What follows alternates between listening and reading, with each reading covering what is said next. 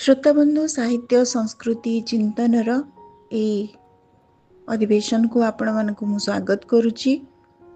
आज आम गाथा गीत एवं गाथा कवि राधामोहन गडनायक उत्कलिका संपर्क रे आलोचना करने को जाउची। आधुनिक ओडिया कवितारे गाथा गीत एक कलात्मक रूप। इंग्राजी रे गाथा को बैलेड भाव आम जाने।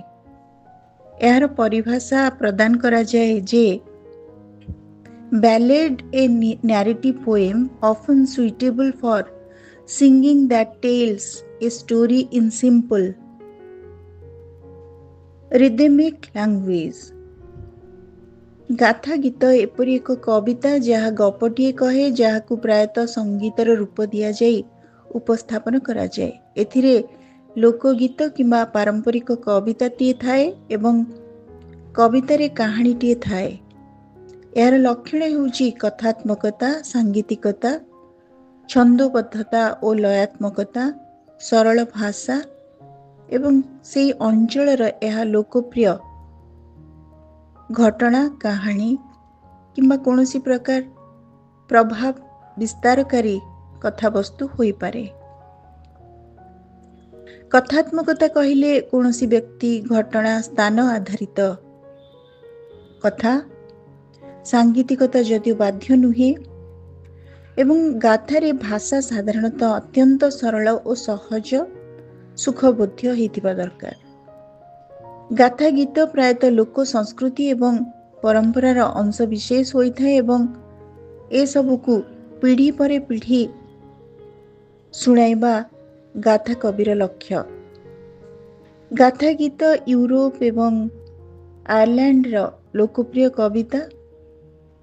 मध्ययुगर शेषार्धरु ऊनविंश शताब्दी पर्यंत यार समय सीमा। गाथा गीतर दृष्टांत भावरे Barbara Allen, John Henry, Wordsworth एवं कलरिज का अनेक गाथा कविता को उदाहरण भावरे निया जाई पारे।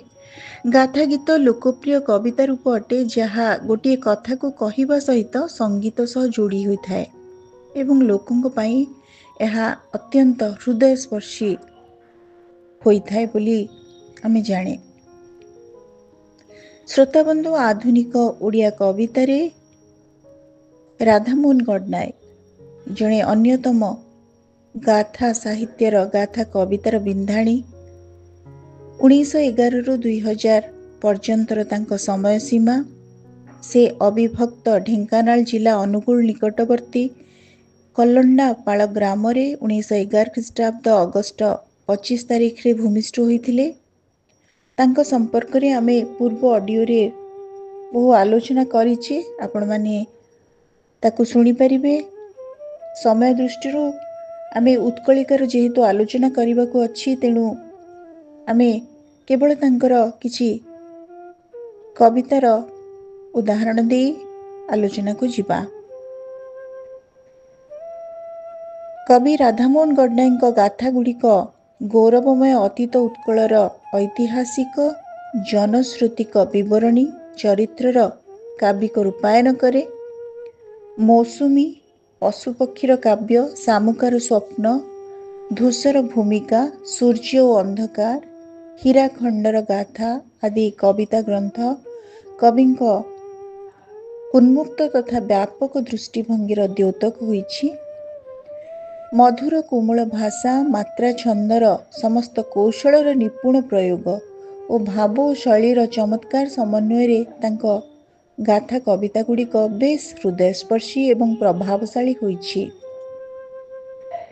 अग्निमित्र और उपगुप्त छद्म नाम से अनेक कविता रचना करथिले, जिउगुड़िक नवीन सहकार, उत्कल साहित्य, मुकुर, झंकार आदि पत्रिका प्रकाशित होइतिला। तांकर उत्कलिका, स्मरणिका, कैशोरिका, शामुकार स्वप्न, अबाचीर चारा इत्यादि कविता संकलन विद्यालय और महाविद्यालयर पाठ्यपुस्तक रूप में निर्वाचित हो बहु वर्षरु बेस आदृति लाभ करिछि। तेबे कवि गडनायक राधामोहन गडनायक अनेक संपादना पुस्तक मध्य से करिसेंती एवं जणे विशिष्ट अनुवादक मध्य। तेबे गद्य तुलसी स्तबक, राधनाथ, ओडिया साहित्य चोरी, ओडिया छांद, ओडिया कविता क्षेत्र में अन्नदा शंकर इत्यादि ओडिया साहित्य संपर्क गवेषणात्मक प्रबंध मध्य रही।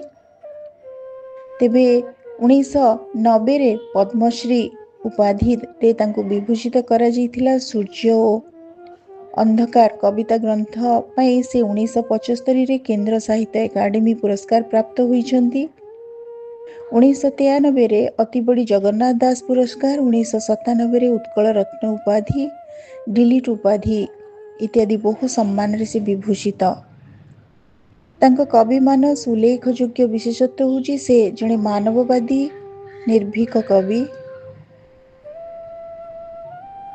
एकदा गोदावरीश महापात्र तांको पाई लिखिथिले,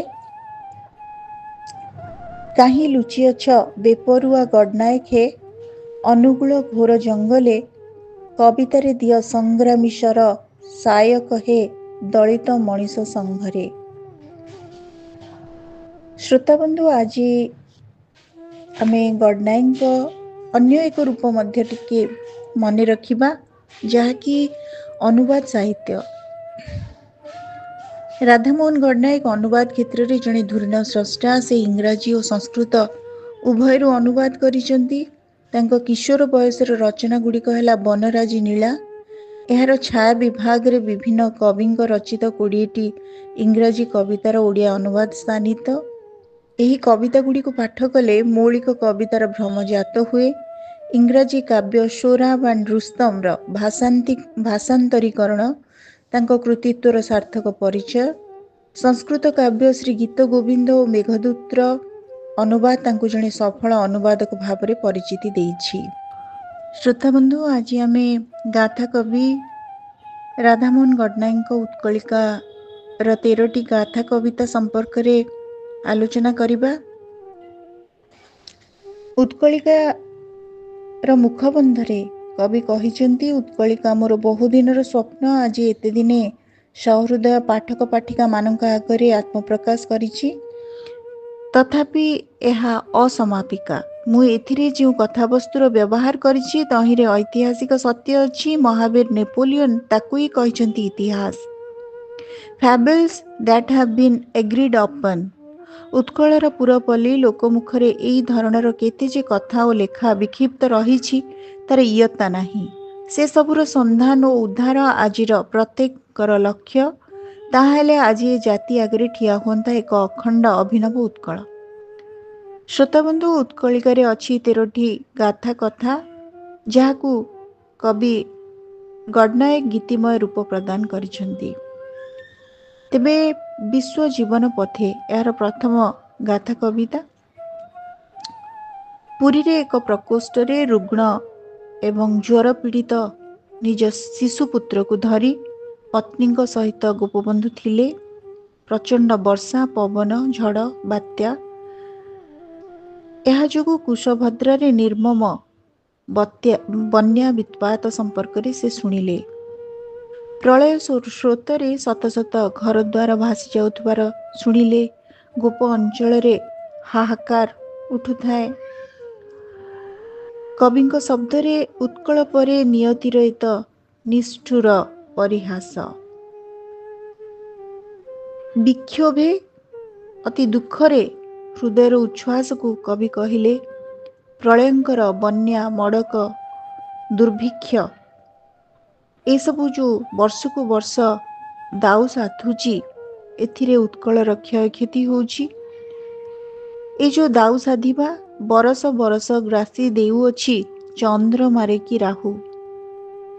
चंद्रमा पूर्ण चंद्र को राहु ग्रास कला परी ज्ञान, धन, मान, कला, संस्कृतिर राज्य उत्कल को राहु ग्रास कला परी ए जो प्रति वर्ष प्रलयंकरी बन्या, मड़क, दुर्भिक्ष ताकू ग्रास करुछि एवं ज्ञान, धन, मान, कला, संस्कृतिर राज्य उत्कल अभिशप्त पालटुछि। तार शक्ति तुटी जाउछि। अन्य देश संगरे बारंबार इमती उठी पड़ी केते निजको उठेई पारिबो। आउ जणे तांकर बंधु से कहिले जे ଅଭିଶପ୍ତ ଏ ଦେଶ ଧରାତଳୁ ଦିନେ ଏହିପରି ସିନା ହୋଇଯିବ ନିଃଶେଷ। ହୁଏତ ଏମିତି ହେଇ ହେଇ ଦିନେ ଏହା ନିଃଶେଷ ହେଇଯିବ। ଗୋପବନ୍ଧୁ ଏସବୁ କଥା ମୌନ ହୋଇକି ଶୁଣୁଥିଲେ। ବାହାର ଝଡ଼ ଅପେକ୍ଷା ତାଙ୍କର ଅନ୍ତରରେ ଝଡ଼ ବ୍ୟାପକ ବିକ୍ଷୁବ୍ଧ ହେଉଥିଲା। ତାଙ୍କର ହୃଦୟ କାନ୍ଦି ଉଠୁଥିଲା। କମ୍ପ୍ର କଣ୍ଠେ ଭାସିଲେ ବଚନ, ବାହାରିଲି ଏବେ ମୁହିଁ, ତୁମେ ଏବେ ମୋର ସାହା। ଗୋପବନ୍ଧୁ ତାଙ୍କ ସ୍ତ୍ରୀଙ୍କ ସମ୍ମୁଖରେ କହିଲେ କମ୍ପିତ କଣ୍ଠରେ, କମ୍ପ୍ର କହିଲେ କମ୍ପିତ, ଏବେ ମୁଁ ବାହାରିଲି ଘରୁ, ଏବେ ତୁମେ ହିଁ ମୋର ସାହା। ଲାଗିଲା ତୁମକୁ ରୋଗୀଟିର ଭାର, ମୁଁ ମୋର ଧରୁଛି ରାହା। ବର୍ତ୍ତମାନ ତମକୁ ପିଲାର ଦାୟିତ୍ୱ ମୁଁ ଦେଇ ଦଉଛି ଏବଂ ମୁଁ ଚାଲିଲି ମୋ ଦେଶ, ମୋ ରାଜ୍ୟର ଲୋକମାନଙ୍କ ଉଦ୍ଦେଶ୍ୟରେ, ଯେଉଁମାନେ ଅସଂଖ୍ୟ ଅସଂଖ୍ୟ ଜଳସ୍ରୋତରେ ଭାସିଗଲେଣି ଏବଂ ସେମାନଙ୍କୁ ଉଦ୍ଧାର କରିବା ମୋର ମୁଖ୍ୟ ଲକ୍ଷ୍ୟ। ଏହି ସମୟରେ ତାଙ୍କ ପତ୍ନୀ ପଚାରିଲେ, କାହିଁ ଯିବ ତୁମେ? ବାହାରୁଛ ଏବେ କାହିଁ? ବନ୍ୟାଞ୍ଚଳେ ବନ୍ୟା ପୀଡ଼ିତ ଜନତାର ସେବା ପାଇଁ। ଉତ୍ତରରେ ଥିଲା ଗୋପବନ୍ଧୁଙ୍କର, ଯେତେବେଳେ ସ୍ତ୍ରୀ ପଚାରିଲେ କୁଆଡ଼େ ଯିବ, କାହିଁକି ଏବେ ବାହାରୁଛ ଏତେ ବର୍ଷାରେ? ସେ କହିଲେ ବନ୍ୟାଞ୍ଚଳକୁ ଯାଉଛି, ବନ୍ୟା ପୀଡ଼ିତ ଜନତାର ସେବା ପାଇଁ। ଉତ୍କଳମଣି ଗୋପବନ୍ଧୁ ପ୍ରକୃତରେ ଉତ୍କଳର ମଣି। ତାଙ୍କର ଯେଉଁ ଦେଶର ଜାତିର ଯେଉଁ କଷ୍ଟ ଓ ଯନ୍ତ୍ରଣାକୁ ନିଜ ହୃଦୟ ଭିତରେ ଅନୁଭବ କରି ଉତ୍ସର୍ଗ କରିବାର ଯେଉଁ ମାନସିକତା, ସେଥିପାଇଁ ସେ ଉତ୍କଳର ମଣି। ଏକଇ ପୁତ୍ର ରୋଗେ ବହୁଦିନୁ ହୋଇଛି ଶଯ୍ୟାଗତ, ଏତିକି ବେଳକୁ ଦିଶୁଛି ତୁମକୁ ଜନତା ସେବାର ପଥ। ଅଦ୍ଭୁତ ଏ ବିଚାର, ମରମ ତଳେ ଏ ଚିନ୍ତା କିପରି ଲଭିଅଛି ସଞ୍ଚାର। ପତ୍ନୀ ତାଙ୍କର କ୍ଷୋଭକୁ ପ୍ରଦର୍ଶନ କରିଛନ୍ତି। ଗୋଟିଏ ପୁଅ ଯେତେବେଳେ ଶଯ୍ୟାଗତ ହୋଇଛି ଏତେ ଦିନ ଧରି, ସେତିକି ବେଳକୁ ତମକୁ ଜନତା ସେବାର ପଥ ଦିଶୁଛି, ଏ ବିଚାର ତ ଭାରି ଅଦ୍ଭୁତ। ତମ ହୃଦୟରେ ଏମିତି ଚିନ୍ତା କେମିତି ଆସିପାରୁଛି? ଏଇଠି ଏଇ ଯେଉଁ ପଦଟି ସମସ୍ତଙ୍କ ପାଇଁ ସ୍ମରଣୀୟ ହେବା ଉଚିତ। ବିଶ୍ୱଜୀବନ ପଥେର ଶ୍ରେଷ୍ଠ ପଂକ୍ତି, ଗୃହର ଜୀବନ ପରିଧିରେ ରଜି ସମ୍ମୋହକାର ପୁରୀ, ବାହାରେ ଅଛି ଯେ ବିପୁଳ ଜୀବନ ମୁତନ ପାରିବି ଭୁଲି, ଏକର ସକାଶେ ଅନେକର ଡାକ ମୁତନ ପାରିବି ଏଡ଼ି, ଛନ୍ଦନା ଏବେ ଚରଣୀ ମୋହର ଅନ୍ଧ ମମତା ବିଡ଼ି, ଦିଅ ଛାଡ଼ି ଦିଅ ମତେ, ଦିଅ ଛାଡ଼ି ଦିଅ ମତେ, ଚାଲିଯାଏ ଆଜି ଚାଲିଯାଏ ମୁହିଁ ବିଶ୍ୱଜୀବନ ପଥେ। ଗୃହର ଜୀବନଟି ନିଶ୍ଚିତ ଭାବରେ ଗୋଟେ ସମୂହ ଆଉ ଆନ୍ତରିକତା ଭାବ ପ୍ରବଣତାର ଗୋଟେ କାରା, ଗୋଟେ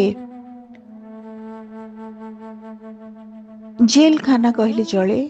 ଯେଉଁମାନେ ଜୀବନକୁ କେବଳ ନିଜ ଘର ପାଇଁ ଭାବନ୍ତି ନାହିଁ, ଯେଉଁମାନେ ଜଗତକୁ ନିଜ ହୃଦୟରେ ଧାରଣ କରନ୍ତି, ସେମାନଙ୍କୁ ନିଶ୍ଚିତ ରୂପେ ଗୋଟେ ଆବଦ୍ଧ ପରିବେଶ ଭଲ ଲାଗିବ ନାହିଁ। ବାହାରର ଜୀବନରେ ସେମାନେ ଆନନ୍ଦିତ ହୁଅନ୍ତି। ବାହାରର ବିପୁଳ ଜୀବନର ଆହ୍ୱାନ ତାଙ୍କୁ ଘରୁ ବାହାରକୁ ନେଇଯାଏ। ଗୋଟିଏ ପିଲା ପାଇଁ ମୁଁ ଅନେକର ଡାକକୁ ଏଡ଼େଇ ପାରିବି ନାହିଁ। ଏଭଳି ଉତ୍ସର୍ଗ, ଏଭଳି ନିଷ୍ପୃହ ଭାବ କେବଳ ଗୋପବନ୍ଧୁଙ୍କ ଭିତରେ ଥିଲା। ଛନ୍ଦନ ଏବେ ଚରଣୀ ମୋହର ଅନ୍ଧ ମମତା ବେଡ଼ି, ମୋତେ ଆଉ କୌଣସି ମାୟା ମମତା ଅନ୍ଧ ଭଲ ପାଇବାରେ ମୋତେ ବାନ୍ଧି ଦିଅ ନାହିଁ, ମୋ ପାଦରେ ଶିକୁଳି କର ନାହିଁ, ମୋତେ ଛାଡ଼ିଦିଅ। ମୁଁ ଆଜି ବିଶ୍ୱଜୀବନ ପଥ ଉଦ୍ଦେଶ୍ୟରେ ବାହାରିଯାଏ। ତେଣୁ ଏଇଠି ପତ୍ନୀ ଖୁବ୍ ରାଗି ଯାଉଛନ୍ତି। ଯିବା ପାଇଁ ଯଦି ଚାହଁ ମୋତେ ଆଗ ମାରି ସନ୍ତାନଟିରେ ମାରିଦେଇ ଚାଲିଯାଅ। ତାଙ୍କ ହୃଦୟ କାନ୍ଦୁଛି, କାରଣ ସେ ମା ଏବଂ ତାଙ୍କ ଭିତରେ ଅସହାୟତା ଅଛି। ଜନ୍ମଦାୟିନୀ ମା ତାର ଅନ୍ତର କେବେ କ'ଣ ବୁଝିପାରିବ? ତାର ଶିଶୁଟି ହିଁ ତାର ଜୀବନର ସବୁ କିଛି। ତେଣୁ ତାଙ୍କ ଦୁଃଖରେ ସେ ଫାଟି ପଡ଼ୁଥିଲେ ଏବଂ କ୍ଷୁବ୍ଧ ହେଇକି ସେ କହିଲେ, ଯିବା ପାଇଁ ଯଦି ଚାହୁଁଛ ମୋତେ ମାରିଦିଅ ଏବଂ ସନ୍ତାନକୁ ମଧ୍ୟ ମାରିଦିଅ ଏବଂ ତମେ ଚାଲିଯାଅ। କିନ୍ତୁ ବଜ୍ର ସାଧନା ସାଧିଥିଲେ ଗୋପବନ୍ଧୁ। ନିର୍ବାକ ଆଉ ତଟସ୍ଥ, ବଧିର ହେଇଗଲେ। ତାଙ୍କୁ ଯେମିତି କିଛି ଶୁଭୁ ନଥାଏ। ସେ ବିଶ୍ୱବାଦୀ ଥିଲେ। ଛଳ ଛଳ କରିକି ଥରଟିଏ ପୀଡ଼ିତ ପୁତ୍ର ଆଡ଼କୁ ଚାହିଁଲେ ଏବଂ କ୍ଷିପ୍ର ଭାବରେ ଧରଣୀ ବୁକୁରେ ଚୁମୁକ୍ତ ଧରଣୀ ବୁକୁରେ ସେ ତାଙ୍କ ପାଦ ଥାପିଲେ। ପଛପଟୁ କିନ୍ତୁ ଶୁଭୁଥିଲା ତାଙ୍କ ପତ୍ନୀଙ୍କ ଶବ୍ଦ, କେଡ଼େ ଅଦ୍ଭୁତ ମଣିଷ ଏ ସତେ ଜନମିଛି ସଂସାରେ। ପୁରୁଷ ସ୍ତ୍ରୀକୁ, ସ୍ତ୍ରୀ ପୁରୁଷକୁ ଏ ସମୟରେ କେହି କାହାକୁ ବୁଝନ୍ତି ନାହିଁ। ତେଣୁ ସ୍ତ୍ରୀ ସ୍ତ୍ରୀ ଜାଗାରେ ସମ୍ପୂର୍ଣ୍ଣ ଠିକ୍, ଆଉ ଜଣେ ବିଶ୍ୱବାଦୀ ସେବା ମନସ୍କ ମଣିଷ ମଧ୍ୟ ତା ସ୍ଥାନରେ ଠିକ୍। ତେଣୁ କେଡ଼େ ଅଦ୍ଭୁତ ମଣିଷ ଏ ସତେ, ଯେହେତୁ ସେ ସ୍ୱାର୍ଥକୁ ବୁଝୁନଥିଲେ, ତାଙ୍କ ପାଇଁ ତାଙ୍କର ବ୍ୟକ୍ତିଗତ ଜୀବନର କିଛି ଅର୍ଥ ନଥିଲା। ତେଣୁ ସେ ଘରୁ ଗୋଡ଼ କାଢ଼ିଲେ। ପଛରୁ ଶୁଭୁଥିଲା କି ଅଦ୍ଭୁତ ମଣିଷ। ଏବଂ 5 ଦିନ ପରେ ଗୋପ ଅଞ୍ଚଳ ଆଉ କୁଶଭଦ୍ରା ବନ୍ୟା ତାର ମୁକାବିଲା କରିକି ସେଠି ଲୋକମାନଙ୍କର ସେବା ଶୁଶ୍ରୂଷା କରିକି 5 ଦିନ ପରେ ଯେତେବେଳେ ସେ ଫେରୁଛନ୍ତି, ଘରକୁ ବାହୁଡୁଛନ୍ତି, ସେ ଦେଖିଲେ ତାଙ୍କ ସ୍ତ୍ରୀଙ୍କର ରୁକ୍ଷ କଥା, ଯାହାକି ଗୋଟେ ପୁରୁଷର ବଚନ। ସ୍ତ୍ରୀଟେ କୋମଳମତୀ ହେବା କଥା, ସ୍ତ୍ରୀ କାହିଁକି ପୁରୁଷୋଚିତ ଶବ୍ଦର ବ୍ୟବହାର କରେ? କାହିଁକି ନା ସେ ସନ୍ତାନ ହରା ହେଇ ସାରିଥିଲେ। ଆଉ କି ଦେଖିବ ଏବେ? ବାସନା ତୁମର ପୂର୍ଣ୍ଣ ହେଲା ତ ଆଉ କି ଇଚ୍ଛା ତେବେ? ଆଉ କ'ଣ ପାଇଁ ଆସିଛ? କ'ଣ ଆଉ ଦେଖିବାକୁ ବାକି ରହିଲା? ତମ ଇଚ୍ଛା ତ ପୂର୍ଣ୍ଣ ହେଲା, ଆଉ କ'ଣ ଅଛି ଏବେ ଦେଖିବାକୁ? ଆର ଉତ୍ତର ଅତି ସୁନ୍ଦର, ଯାହାକି ଆମମାନଙ୍କୁ ମନେ ରଖିବା ଉଚିତ। ବିଶ୍ୱ ଜୀବନ ପଥେ କବିତାର ଶୀର୍ଷକର ଶେଷ ପଂକ୍ତି, ବିଶ୍ୱ ଦରଦୀ ପାଷାଣ କଠୋର ଧୈର୍ଯ୍ୟ ସାଧନ ଭରେ, ମରମ ତଳର ଉଦ୍ଗତ ଲୁହ ଚାପି ନେଲେ ମରମରେ। ପୁରୁଷକୁ ବି କଷ୍ଟ ହୁଏ। ସେ ଯେତେ ଦୃଢ଼ତା ପ୍ରଦର୍ଶନ କରନ୍ତି, ତାଙ୍କ ହୃଦୟ ସେତେ କୋମଳ। ଅନୁରୂପ ଭାବରେ ଗୋପବନ୍ଧୁଙ୍କ ହୃଦୟ ଖୁବ୍ ବିଗଳିତ ହେଇଗଲା। କରୁଣ ଅଧରେ ସ୍ମିତ ବିକଶଇ ଭାସିଲେ ନବୀନ ଭାବ। ଏତେ ଦୁଃଖ ସତ୍ତ୍ୱେ ତାଙ୍କ ଲୁହ, ତାଙ୍କର ଯନ୍ତ୍ରଣାକୁ ସେ ଚାପିଦେଲେ। କହିଲେ, ଲୁହ ପୋଛି ଏବେ ଦେଖିନିଅ ସଖୀ ଅଭିନବ ଏଇ ଲାଭ। ନବୀନ ଭାବ ମାନେ ପୁଣି ଗୋଟେ ନୂଆ ଭାବ। ଏଠି ଅତିଶୟୋକ୍ତି ହେଇଛି ଯେ ଭାବ ତ ଭାବ, ପୁଣି ନବୀନ ଭାବ କ'ଣ? ଚେହେରାକୁ ସମ୍ପୂର୍ଣ୍ଣ ରୂପେ ବଦଳେଇ ଦେଲେ। ସ୍ମିତ ହସ ହସି କହିଲେ, ଲୁହ ପୋଛି ଏବେ ଦେଖିନିଅ ସଖୀ ଅଭିନବ ଏଇ ଲାଭ। ତମେ ଏବେ କାନ୍ଦନି, ଆଉ ଦେଖ ଆମର କ'ଣ ଲାଭ ହେଇଛି। ଏ ଲାଭ ହେଉଛି ଅଭିନବ। ଏଭଳି ଲାଭ କେବେ ହେଇ ନପାରେ। ଗୋଟିଏ ପୁତ୍ର ଦେଇ ହୃଦୟ ମୋର ଶତପୁତ୍ର ମୁଁ କୁଢ଼ାଇ ଆଣିଛି ଏଇ। ବା, ଗୋଟିଏ ପୁତ୍ରକୁ ମୁଁ ସ୍ୱାହା କରିଛି ଜାତି ପାଇଁ, ଦେଶ ପାଇଁ, ସମଗ୍ର ମଣିଷମାନଙ୍କ ସେବା ପାଇଁ। କିନ୍ତୁ କୋଟି କୋଟି ସନ୍ତାନକୁ ମୁଁ ହୃଦୟରେ ମୁଁ ବାନ୍ଧିକି ରଖିଛି। ଦେଖ, ଯଦି ପାରୁଛ ଦେଖିନିଅ, ମୋ ହୃଦୟରେ କୋଟି କୋଟି ସନ୍ତାନ ଓଡ଼ିଶାର। ଗୋଟିଏ ପୁତ୍ର ଚାଲିଗଲା ପରେ ବି ଗୋପବନ୍ଧୁଙ୍କର ଏଇ ଯେଉଁ ଦେଶ ଓ ଜାତି ପାଇଁ ଉତ୍ସର୍ଗୀକୃତ ଭାବନାର ଏଇ ଯେଉଁ ସମୁଚ୍ଚ ଉତ୍ତୁଙ୍ଗ ଭାବନା, ଉଦାତ୍ତ ଭାବନା, ନିସ୍ପୃହ ଭାବନା, ତାହା ସମ୍ପୂର୍ଣ୍ଣ ରୂପେ ତାଙ୍କୁ ଉତ୍କଳର ମଣି କରିକି ରଖିଥିବ। ତେବେ ଆଉ ଗୋଟେ ଉତ୍କଳିକାର ଆଉ ଗୋଟେ ଅନ୍ୟ ଏକ କବିତା, ତାର ଶୀର୍ଷକ ହେଉଛି ସ୍ମରଣିକା। ସଂକ୍ଷିପ୍ତରେ ମୁଁ ଆପଣମାନଙ୍କୁ କହୁଛି। ସ୍ମରଣିକାରେ ଉତ୍କଳର ସଂସ୍କୃତିର ପୃଷ୍ଠପୋଷକ, ଉତ୍କଳ ସଂସ୍କୃତିର ପୃଷ୍ଠପୋଷକ କପିଳେନ୍ଦ୍ର ଦେବ, ସୂର୍ଯ୍ୟବଂଶୀ ରାଜା। ତାଙ୍କ ପାଖରେ ତାଙ୍କ ସ୍ତ୍ରୀ ପାଟ ମହିଷୀ ପଚାରିଲେ। ସେ ଥରେ ବସିଥିଲେ ଫୁରୁସତରେ ମଣିମୟ ଅଟ୍ଟାଳିକା ପରେ ପୁଲକିତ ଚୈତାଳି ରାତେ। ମହାରାଜା କପିଳେନ୍ଦ୍ର ଦେବ ବସିଥିଲେ ମହାରାଣୀ ସାଥେ। ମଣିମୟ ଅଟ୍ଟାଳିକା ଉପରେ କୌଣସି ଏକ ପୂର୍ଣ୍ଣିମା ରାତିରେ କପିଳେନ୍ଦ୍ର ଦେବଙ୍କ ସହିତ ମହାରାଣୀ ବସିଥିଲେ। ସମୀରଣ ଚାଲିଥିଲା। ଫେନିଳ ଜ୍ୟୋତ୍ସ୍ନା ସମଗ୍ର ଆକାଶକୁ ଆଚ୍ଛାଦିତ କରିକି ରଖିଥିଲା। ଏବଂ ଏଠି କପିଳେନ୍ଦ୍ର ଦେବ ବଇଁଶୀର ବୁକୁ ଉଛୁଳାଇ ତୋଳୁଥିଲେ ମଦିର ମୂର୍ଚ୍ଛନା। ସଙ୍ଗୀତ ତାଙ୍କର ବଂଶୀ ବାଦକ ହେଇଥିଲେ କପିଳେନ୍ଦ୍ର ଦେବ।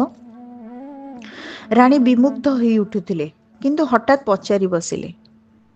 ଶୁଣୁ ଶୁଣୁ ବିମୁଗ୍ଧ ମହିଷୀ ଅତର୍କିତେ ଉଠିଲେ ପଚାରିବି ନୀତି ନୀତି ଭାବେ କେବେ ହେଲେ ପାରିନି ପଚାରି। ରାଜେନ୍ଦ୍ର କହିଲେ, କ'ଣ ପଚାରୁନ? କୁହ ତମର ଜିଜ୍ଞାସା କ'ଣ ଅଛି? ସେ କହିଲେ, ବାଉଁଶର ବଇଁଶୀ ଖଣ୍ଡିକ ହୋଇଲାଣି ଜୀର୍ଣ୍ଣ ପୁରାତନ, ତଥାପି ତ ଛାଡ଼ି ପାରୁନାହଁ ସତେ ଯେହ୍ନେ ପୀରତିର ଧନ। ଉତ୍କଳର ଗଜପତି ତୁମେ, ତବପୁରେ କିଏ ବା ଦୁର୍ଲଭ, କେଉଁ କଥା ଅପୂରବ ଭଲା, ନାହିଁ ଅବା କେଉଁ ବୈଭବ। ତମେ ଏଇଟା ତ ବଂଶୀଟା ପୁରୁଣା ହେଇଗଲାଣି, ଜୀର୍ଣ୍ଣ ଶୀର୍ଣ୍ଣ ହେଇଗଲାଣି, ତଥାପି ଆର ମୋହକୁ ଆପଣ ଛାଡ଼ି ପାରୁନାହାନ୍ତି। ଆପଣ ଉତ୍କଳର ଗଜପତି, ଆପଣଙ୍କ ପାଇଁ କୋଉ କଥା ଦୁର୍ଲଭ, କୋଉ କଥା ଅପରୂପ, କୋଉ ବୈଭବ ନାହିଁ ଏଠି। ରାଜା ହାତରେ ସୁନାର ବଂଶୀ ସିନା ଶୋଭା ପାଆନ୍ତା, ତମେ ଉତ୍କଳର ରାଜେଶ୍ୱର ହୋଇ କାହିଁକି ମନ ବଳୁନାହ? ରାଜା କହିଲେ, ବଳୁ ନାହିଁ ମନ ମୋର ରାଣୀ, କେବେ ହେଲେ ନ ବଳିବ ମନ, ଏଇ ମୋର ବଇଁଶୀ ଖଣ୍ଡିକ ଜୀବନର ଅତି ପ୍ରିୟ ଧନ। କିଶୋର ବୟସରେ ଯେବେ ସେ ଗୋଚାରଣ କରୁଥିଲେ, ଧେନୁପଲ ପଛରେ ବିଲ ବନ ଭୂଇଁ ବୁଲୁଥିଲେ, ସେତେବେଳେ ବଂଶୀଟି ତାଙ୍କ ପ୍ରାଣର ସଂଖାଳି ଥିଲା ଏବଂ ସେ କ୍ଳାନ୍ତ ହୋଇ ପଡୁଥିଲେ, ବଂଶୀ ବଜେଇ ଗାଈମାନଙ୍କୁ ଡାକି ଆଣୁଥିଲେ, ଆନନ୍ଦ ପାଉଥିଲେ। ଆଜି ରାଣୀ କହୁଛନ୍ତି, ଆଜି ତ ଆଉ ଆପଣ ଗୋଚାରଣ କରୁନାହାନ୍ତି କି ବିଲ ବଣ ବୁଲୁନାହାନ୍ତି, ଗୋଠହରା ଗାଈକୁ ନିଜ ପାଖକୁ ଆଜି ଡାକୁନାହାନ୍ତି। ଆଜି ଆପଣ ଉତ୍କଳ ସମ୍ରାଟ, ବୀର ମହାବାହୁ, ଆପଣଙ୍କ ପାଖେ କ'ଣ ନାହିଁ? ସୁବିଶାଳ ବୈଭବ, ମଣି ମାଣିକ୍ୟ ରତ୍ନ, ଦେଶ ଦେଶାନ୍ତରେ ଗୌରବ ନିକେତନ ଉଡ଼େଇବାର ଜୈତ୍ର ପତାକା, ଏତେ ଧନ, ଏତେ ଗୌରବ, ସବୁ ସମ୍ମାନ ଥାଇକି ବାଉଁଶର ବଇଁଶୀ ଖଣ୍ଡିକ ତୁମ ପକ୍ଷେ ନୁହେଁ ଅପମାନ? ରାଜାଙ୍କ ଉତ୍ତର ଥିଲା, ଅପମାନ ନୁହେଁ ଆଗ ରାଣୀ, ଏ ଯେ ମୋର ସମ୍ମାନର ମୂଳ। କହ ଦେଖି ସୁନାର ବଇଁଶୀ କାହୁଁ ହେବ ଏହା ସଙ୍ଗେ ତୁଲ। ଦୈନ୍ୟ କ୍ଳିଷ୍ଟ ଅତୀତର ସ୍ମୃତି, ଏଠି କବିଙ୍କର ସ୍ମୃତି ବିଭୋର ଅତୀତ ମନେ ପଡୁଛି, ଅର୍ଥାତ୍ ଏଠି କପିଳେନ୍ଦ୍ର ଦେବଙ୍କର ମନେ ପଡୁଛି ଅତୀତର ସ୍ମୃତି, ଯାହାକି ତାଙ୍କ ପାଇଁ ଅପଆଶରା ଏବଂ ବଂଶୀ ଖଣ୍ଡିକ ତାଙ୍କର ପ୍ରିୟ ବନ୍ଧୁ। ଉତ୍କଳର ଅଧିପତି ହୋଇ ସଯତନେ ରଖିଛି ସମ୍ପାଦି, ମନେ ବହି ଶରଦା ସୁହାଗ, ବଜାଉଛି ମୁହିଁ ଦୁଃଖବାଦୀ। ପରାଜିତ କଣ୍ଠ ତୋଳି ତହୁଁ ମାନମୟୀ ଉତ୍କଳର ରାଣୀ, ରକ୍ତାରୁଣ ଚଟୁଳ ଅଧରେ ଫୁଟାଇଲେ ଧୀର ନମ୍ରବାଣୀ। ହେ ଦେବ, ମୁଁ ବୁଝିବି କିପରି ତୁମର ସେ ମହତ୍ୱର କଥା, ତରଙ୍ଗିଣୀ ପାରଇକି ବୁଝି ଅମ୍ବୁଧିର କିବା ଗଭୀରତା। ସ୍ମିତାଧାରେ କପିଳେନ୍ଦ୍ର ଦେବ ଉତ୍ତାରିଲେ, ଅଇ ପ୍ରିୟତମା, ତୁମ ଇଚ୍ଛା ନ ପାରିଲି ରଖି, ସେଥିପାଇଁ ଦେବ ମୋତେ କ୍ଷମା। ସୁନାର ସେ କଳ୍ପନା ତୁମର ରଖି ନ ପାରିଲି ଆଗ ସଖୀ, ତଟିନୀର ମଧୁରତା ହାୟ ପାରାବାର ପାରେ ନାହିଁ ରଖି। ରାଣୀଙ୍କ କଥାକୁ ସେ ରଖି ପାରୁନାହାନ୍ତି, ସୁନାର ବଂଶୀକୁ ସେ ଗ୍ରହଣ କରିପାରୁନାହାନ୍ତି। ତାଙ୍କର ସେଇ ଜୀର୍ଣ୍ଣ ଶୀର୍ଣ୍ଣ ପୁରୁଣା ବଂଶୀ, ଯାହା ତାଙ୍କ ସ୍ମୃତି ବିଜଡ଼ିତ ମୁହୂର୍ତ୍ତକୁ ଧାରଣ କରିଛି ଏବଂ ଅନେକ କ୍ଲେଶ ଦୈନ୍ୟ ଯନ୍ତ୍ରଣାର ସେ ମୂକ ସାକ୍ଷୀ, ସେ ହିଁ ତାଙ୍କର ବନ୍ଧୁ। ଶ୍ରୋତାବନ୍ଧୁ, ଆମେ ଶୁଣୁଥିଲେ କବି ରାଧାମୋହନ ଗଡ଼ନାୟକଙ୍କ ଗାଥା କବିତା ଉତ୍କଳିକା। ତାର 2ଟି କବିତା ଆମେ ଶୁଣିଲେ। ଅଡ଼ିଓଟି କେମିତି ଲାଗିଲା? ଆପଣମାନଙ୍କର ମତାମତ ଅପେକ୍ଷାରେ ରହୁଛି। ଧନ୍ୟବାଦ।